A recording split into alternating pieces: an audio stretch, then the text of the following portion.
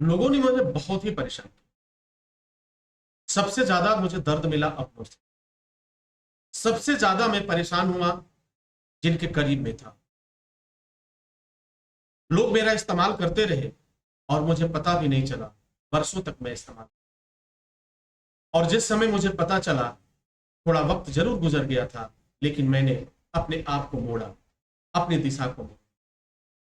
मैं आज आपको ये सारी बातें इसलिए कर रहा हूं कि आपके जीवन में भी इस तरह की बहुत सी समस्याएं आई। आपके जीवन की शुरुआत है। आप अभी हाई स्कूल और इंटरमीडिएट की पढ़ाई करके आप निकले हो। तो मेरा एक आपसे निवेदन है, आपसे एक गुजारिश है कि आप वही काम करो जो आपके चेहरे की मुस्कुराहट दे। आप वही काम करना जो आपकी जिंदगी को एक नई दिशा दे। आप वैसे लोगों से दोस्ती करना जो आपकी मुसीबत में खड़े हो। जिस इंसान के साथ भी आप खड़े हो, जिस इंसान के भी साथ खड़े हो, जिस दोस्त के साथ खड़े हो, उसको एक बार परख जरूर लेना। मैं जानता हूं कि यह काम बड़ा मुश्किल है। जब मेरे जैसा इंसान परख नहीं पाया, जब मेरे जैसा इंसान हंसता चला गया, और फिर एक दिन बस भी समय आया जब इंसान पूरी तरह से टूट गया। लोगों ने ताना मारा, लोगों ने मुझे बहुत उकसाया।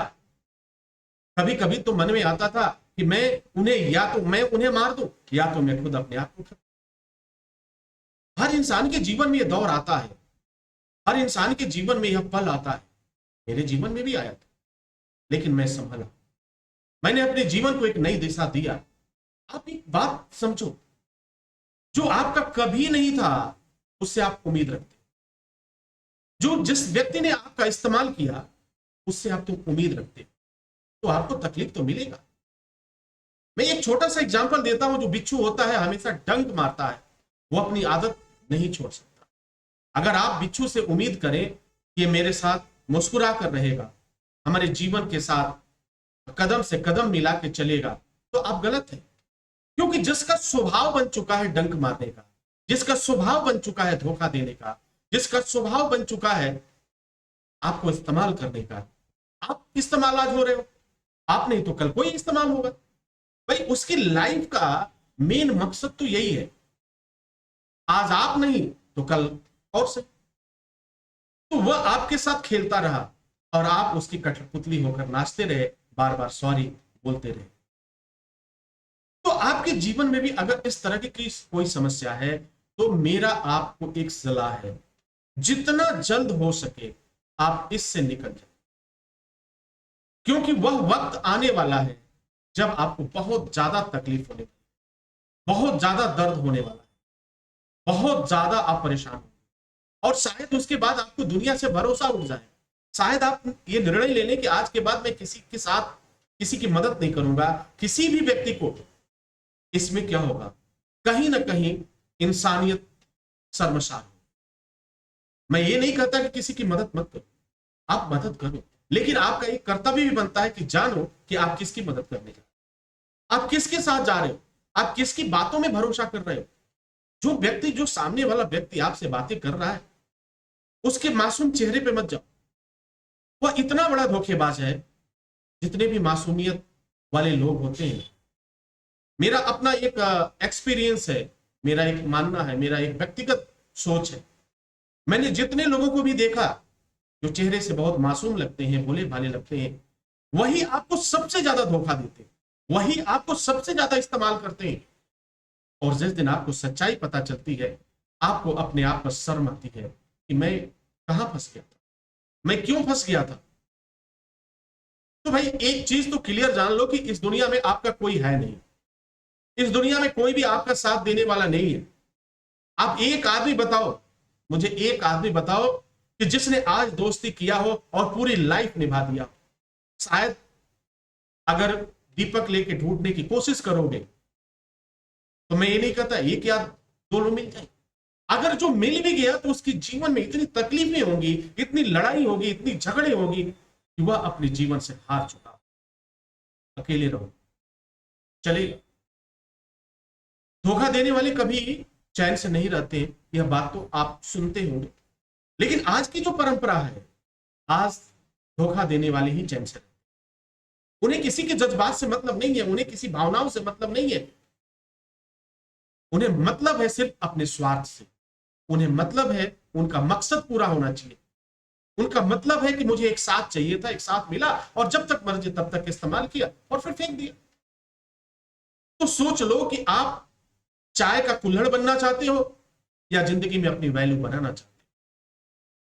ये सारी बातें मैंने बहुत से लोगों को बर्बाद होते हुए देखा, मैंने बहुत से लोगों को आत्महत्या करते हुए देखा है, मैंने बहुत से लोगों को टूटते हुए देखा है, मैंने बहुत से लोगों को बिखरते हुए देखा है।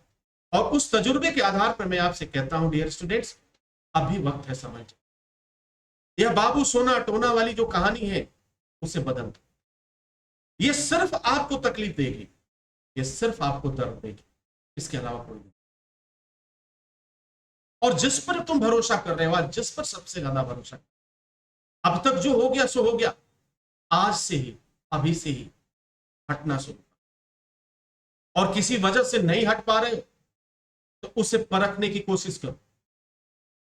हर चीज में टेस्ट देना पड़ता है, एग्जाम देना पड़ता है, तो आप भी टेस्ट दो, आप भी एग्जाम दो। और उस परीक्षा में आप पाओगे, उस परीक्षा में पाओगे कि वह पास होता है या फेल होता है। लेकिन एक बात जरूर याद रखना, परीक्षा लेते समय इस बात का जरूर ध्यान रहे कि उसको आपके अगले कदम का आभास मिले, तभी आप सही रिजल्ट निकाल पाओ। मैंने भी परीक्षा ली और जब मैं पाया तो मैंने लगा अरे ये तो बिल्कुल उल्टा है। जिसके लिए मैंने इतना सोचा, जिसके लिए मैं बहुत आगे तक सोच गया था, वो तो बिल्कुल बेकार निकला। ये किसी काम का नहीं है। तो आपको भी सोचना चाहिए कि जिंदगी आपकी है, तकलीफें आपकी हैं, जरूरतें आपकी हैं, तो सोचेगा कौन? आपको सोचना। मुझे मालूम है कि ये काम इतना आसान नहीं है, मुझे मालूम है, मैं कह तो रहा हूं, लेकिन आप तब तक नहीं समझोगे जब तक आपको चोट नहीं, आप तब तक नहीं समझोगे जब तक आपको जलील नहीं कर दिया जाए, आप तब तक नहीं समझोगे जब तक आपको बेइज्जत नहीं कर दिया जाए। आज जब आप जलील हो जाओगे, जब आपका दुनिया में मजाक उड़ाया जाएगा, तब यहां चोट लगेगी। और जब यहां चोट लगेगी तो शायद सोचना शुरू कर। ये सारी बातें मैंने लोगों को देखा है, और जब लोगों को देखा तो मैंने भी महसूस किया कि वास्तव में लोग कितने स्वार्थी और खुदगर्ज हैं।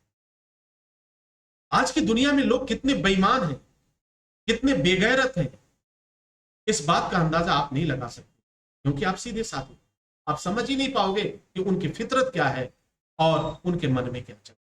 तो जिंदगी आपकी है, अपने आप को संभाल लो और नई दिशा